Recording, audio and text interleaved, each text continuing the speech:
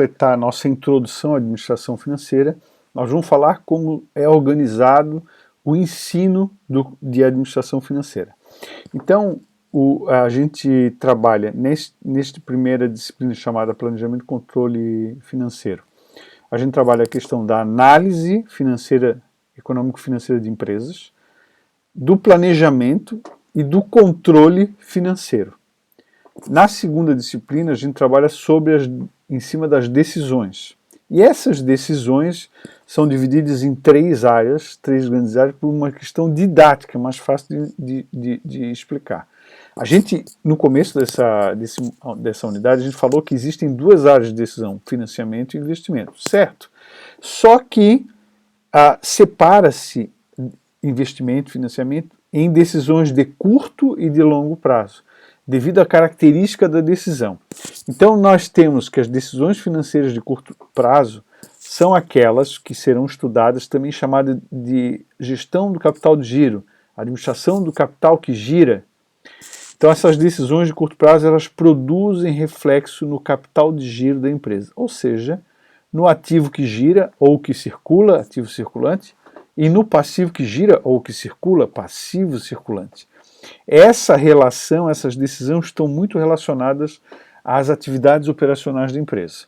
Depois a gente estuda as decisões de investimento de longo prazo, aquelas que produzem reflexo diretamente no ativo não circulante, mas sobretudo no ativo permanente, que é uma parte do não circulante, que envolve imobilizado, intangível imobilizado e investimentos. E também a última área, as decisões de financiamento, são aquelas que produzem reflexo, financiamentos de longo prazo, produzem reflexo no passivo exigível de longo prazo, ou no passivo não circulante, e no patrimônio líquido. Bom, o que seriam decisões financeiras de curto prazo? São aquelas decisões que afetam o capital que gira.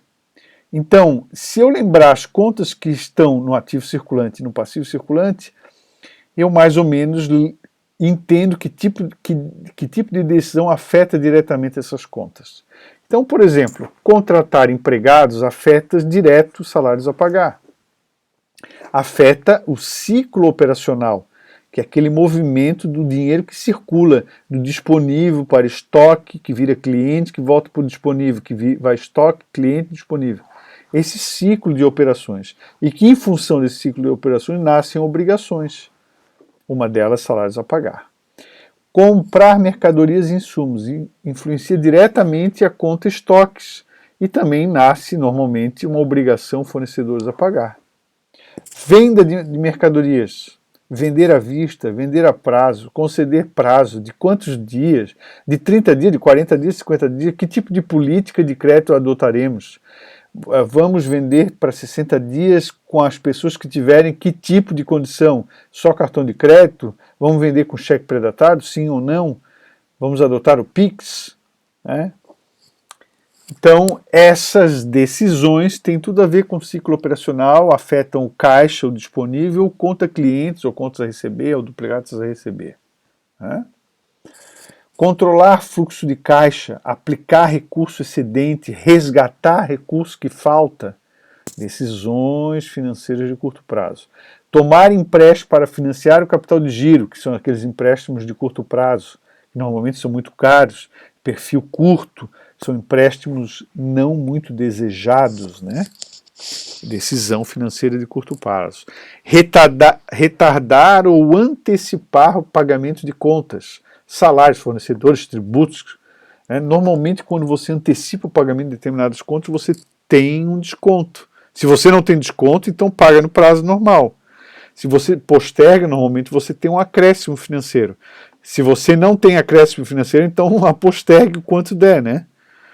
Então, esse tipo de decisão, se posterga, se não posterga, se paga, se não paga, se antecipa, se não antecipa, é uma decisão financeira de curto prazo que o administrador financeiro vai tomar. As decisões de investimento de longo prazo produzem reflexo, então, no ativo não circulante. Por exemplo, comprar terreno, comprar imóveis, móveis, utensílios, máquinas e equipamento para funcionar a empresa, terreno só para valorizar investir num novo ponto de venda, numa nova fábrica, um novo estoque, né, ampliar um mostruário, mudar a fachada da loja é um investimento. Investir num novo processo produtivo, um investimento de longo prazo, com compra de maquinário, layout, contrata serviço de consultoria para fazer isso. Adquirir ações ou debêntures de outras empresas é um tipo de investimento, né? Por algum motivo estratégico ou não, só para ganhar dinheiro. Só para ganhar dinheiro normalmente não é um bom negócio para uma empresa, né? Mas existe esse tipo de motivação, sem dúvida. Investir em pesquisa e desenvolvimento de produtos, sistemas, métodos de produção, organização empresarial, também é outro exemplo de decisão de investimento de longo prazo. Decisão de financiamento de longo prazo. São aquelas que produzem reflexo no passivo exigível de longo prazo ou no patrimônio líquido. E aí você, vendo as contas que compõem esses dois grupos de conta, você tem um entendimento. Peraí, então decidir sobre financiamento de capital próprio ou de terceiros é uma decisão, com certeza. Se for capital de terceiros, emitir debênture, a empresa sociedade anônima pode emitir debênture. Né? Para quem não sabe, debênture é um título que a empresa emite e que ela recebe um dinheiro por esse título, depois ela paga devolve esse dinheiro com juros, correção monetária. Às vezes a debênture dá acesso à participação no lucro, aliás é relativamente comum, e ela pode ter cláusula de conversibilidade, ou seja, depois do prazo de vigência, o proprietário daquela debênture, o cara que investiu na empresa, ele pode transformar a debênture em ação. Por isso que as debêntures são chamadas de títulos híbridos. Eles nascem como capital terceiro e, se tiver a cláusula de conversibilidade em ação, eles podem vir a se transformar em capital próprio, porque depende também da pessoa que comprou a debênture. Vou sair fora dessa empresa, não vou converter em ação, quero meu dinheiro de volta e ponto. Né? Ok. Um outro exemplo da empresa tomar uma decisão de financiamento com base em capital de terceiros é contratar financiamento para aquisição de bens de capital, financia bem de capital. Contratar empréstimo de longo prazo. Contratar um leasing financeiro. Esses três instrumentos financeiros aí são, na prática, são muito parecidos, são a mesma coisa, né? Só que eles têm formatações jurídicas diferenciadas, né? Formatação jurídica diferenciada. Quando a gente estuda contabilidade e a gente enxerga assim, financiamentos, a gente tende a conceber que se trata de uma operação de longo prazo. Empréstimos, não, porque existe empréstimo de capital de giro. E empréstimo não significa necessariamente que ele está financiando alguma coisa, né, um bem permanente, alguma coisa. Então, a gente presume que é curto prazo. Leasing financeiro também normalmente é longo prazo, só que o leasing financeiro, ele juridicamente ele é um aluguel, tem toda uma discussão, né, pela nova contabilidade, pela adoção das convergência internacional das normas, o leasing, em essência, é uma operação de crédito. Se a empresa decidir para captar recursos próprios, decisão de financiamento com capital próprio, o que seria? Aumentar o capital social da empresa, lançando ações, e a decisão, que ações? Ordinárias, preferenciais, uma composição, como é que está a nossa situação? Aceitar novo sócio no caso de uma sociedade limitada, porque tem que ir lá na junta comercial fazendo só. Será que vale a pena ou não? Quanto custa? Esse tipo de análise se faz para se decidir sobre isso. Reter lucro, quanto por cento? 20, 25, 30, 40, 50, 20 em geral não pode, tem que ser no mínimo 25% de dividendo mínimo obrigatório. Então essa decisão também é uma decisão financeira. O fato é que tudo o que aprendemos num livro de administração financeira, num curso de administração financeira, deve nos levar ao objetivo de maximizar a riqueza dos proprietários, maximizar o valor da empresa. Este é o objetivo. Eu não li maximizar lucro, eu não li maximizar fluxo de caixa, eu li maximizar a riqueza, maximizar o valor da empresa. Antes de eu dizer a diferença, como que se faz? tomando decisões acertadas de curto prazo, ou seja, estoque em excesso, não, aquilo necessário para o negócio. Contas a receber longas só se a gente ganhar com determinados juros aplicados.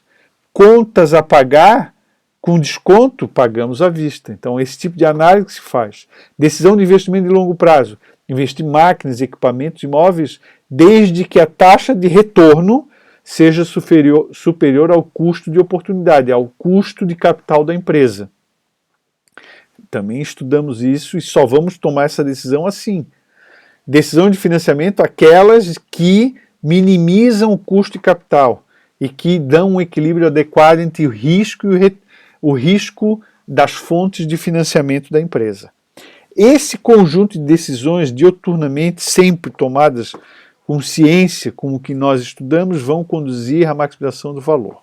Atenção, o valor da empresa é mais importante que o lucro. Não falamos em lucro, falamos em valor. Por quê? Porque o valor é um indicativo de potencialidade futura. A potencialidade da empresa de gerar fluxo de caixa no futuro é mais importante para o investidor do que a existência de lucros. Porque o fato de ter tido lucro não significa que vai ter lucro na frente. Eu sou uma empresa lucrativa. Não, olha para frente. Você vai continuar vendendo bem, aumentando o fluxo de caixa? Aí sim. Quando você está entrando numa empresa, investindo, botando dinheiro, o que você pensa? Você olha o lucro passado, mas o que você quer? Lucro futuro, fluxo de caixa futuro. E aí se usa até o termo fluxo de caixa, que ele é mais palpável do que o lucro propriamente, que o lucro é uma medida econômica que pode não se converter integralmente em caixa. Né? Uma empresa com futuro comprometido perde valor agora, mesmo que até então seja lucrativa. E a lógica subjacente é essa. E quanto vale uma empresa? Quanto vale a empresa? Valuation, né? Que vale o quanto ela conseguir, o quanto se espera de retorno dos fluxos de caixa futuro. E é assim que se faz. Aqui no final tem a demonstração contábil de uma companhia prudente, né? Balanço patrimonial, demonstração de resultado e demonstração de fluxo de caixa. Apenas para dizer para vocês o seguinte, na nossa lista de exercícios, a gente tem alguns exercícios de revisão de contabilidade, revisando contabilidade. São coisas rápidas para a gente resgatar alguns conceitos que serão muito úteis, né, para o curso de administração financeira, para o curso de planejamento e controle financeiro. Tá? Então, por isso que eles estão aqui, a gente poderia, se vocês quiserem, né, perguntar alguma coisa sobre essas demonstrações, para a gente lembrar, né, o que cada demonstração dessa fornece de informação para o administrador financeiro usar nas suas tomadas de decisão. Tá certo? Então ficamos por aqui. Essa introdução é bem longa porque eu a construí com base nesses anos todos de estudo, né? Então, para terminar, só fica a indicação então de fazer os exercícios das páginas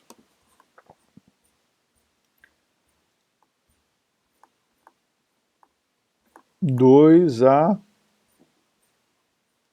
4. Até a próxima, pessoal.